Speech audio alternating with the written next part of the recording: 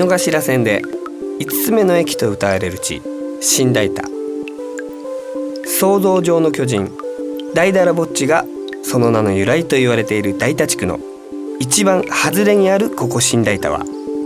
若者文化の聖地下北沢から徒歩数分の位置にあり、大きな商店街が形成されていない閑静な住宅街。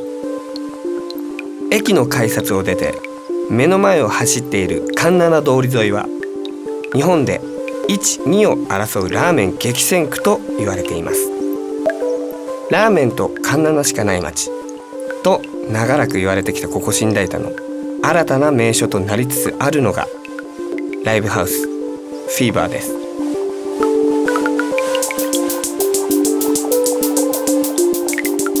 このライブハウスの一番のポイントは、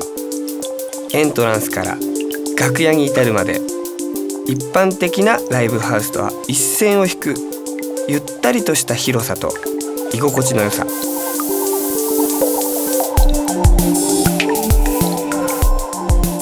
店内に併設されているカフェポポは、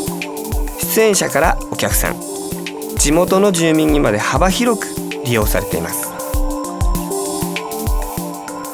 一番初めに作る時にやっぱり逃げ場があるライブハウスを作りたかったので、なんか日本人が思う日本のライブハウスってやっぱりこう小さくてそこにしかとどまれないみたいなイメージがあったんで、ゆっくりできるスペースがあるとか、極端な話だから椅子があったりなんなり食事ができるっていうところをイメージしてたんで、30前後になってずっと立ってみるのはもう自分もしんどいし、仲良く話せるバンドとかも30歳ぐらいになった時に機材が良くなってきたから、もう少しいい環境でやりたいなってやっぱ思ってしまうと思うし、実際いい環境でできてる人とかもライブハウスに戻ってきてくれればいいなとやっぱ思ってたので、やっぱ広さはちょっと必然的に必要だなっては思ってましたね。あとキャパもなんか絶妙な300人ぐらいっていうところを、そこは絶対外せなかったところですね。正味の話、やっぱ下北でやりたいなっていうのはすごい好きな街だったし、育てられた街だったので、ただやっぱり前提で働いてた街でもあるし、あそこの街にまたもう一つライブハウスを作るっていうのはどうなんだろうと思ったのと同時に、やっぱり家賃がどうしても高すぎるからどうしようと思ってた時に、ちょうど誰か知人に聞いたかウェブで見たか忘れちゃったんですけど、イギリスの方で流行ってる街は家賃高いから隣町隣もう川越えた向こうとかでなんだけど、駅のそばで若い人たちが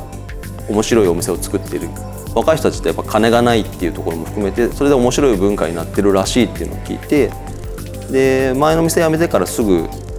イギリスの方に行ってみて、そしたら本当になってんだな。でも東京でそのイメージってあんまなかったんだけど、あったらベストだしどうにかなんないかなみたいな形だったんですけど、そしたらここが見つかって、で実際やるやらないっていうのも本当にギリギリぐらいまで、お金がなかったらもちろんできないよっていうのもあったりとかで、その時にもお世話になった方にも止められたというか、これはちょっとなんかプラン的にもうどう考えてもちょっと無茶すぎる、もう一回やめようみたいな、そうですよねって言いながら先に進んでます、頭の中はすごいかっこいいこと言うと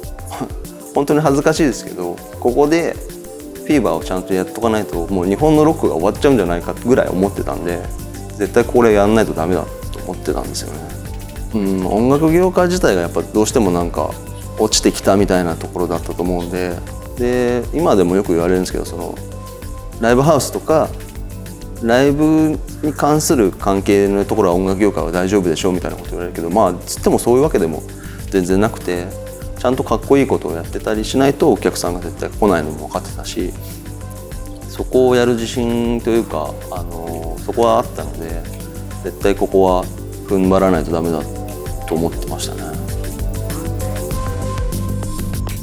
そのできた当時にウェブで調べたら、井の頭線沿いのワースト2だったんですよ、新代田って乗車率が。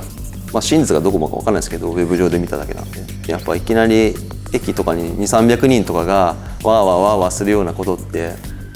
なかったと思うんで、駅員さんとかがやっぱスケジュール見に来て、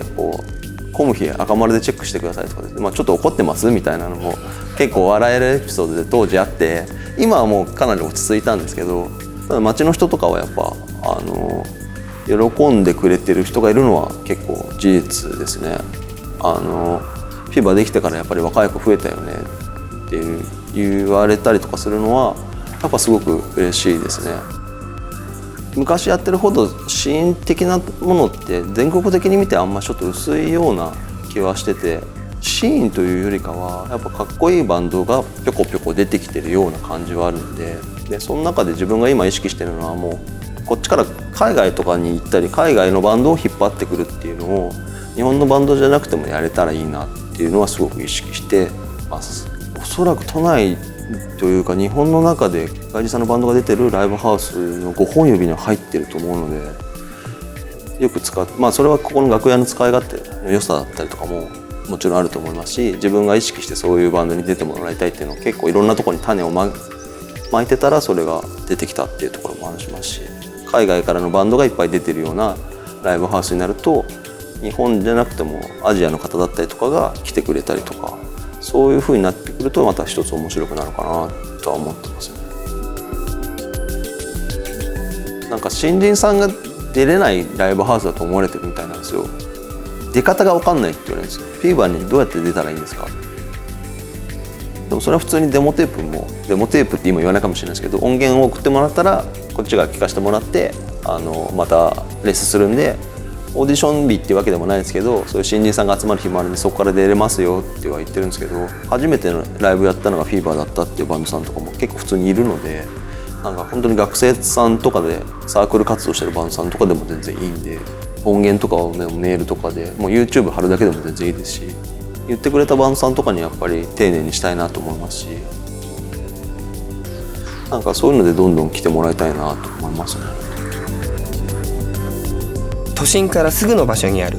オアシスのような空間で日本のオルタナティブサウンドの最先端をぜひ堪能してください。なお線路をまたいだ反対側にあるコーヒースタンド RR も西村さんがオーナーです。ライブの前にこだわりのコーヒーを味わってみてはいかがでしょうか。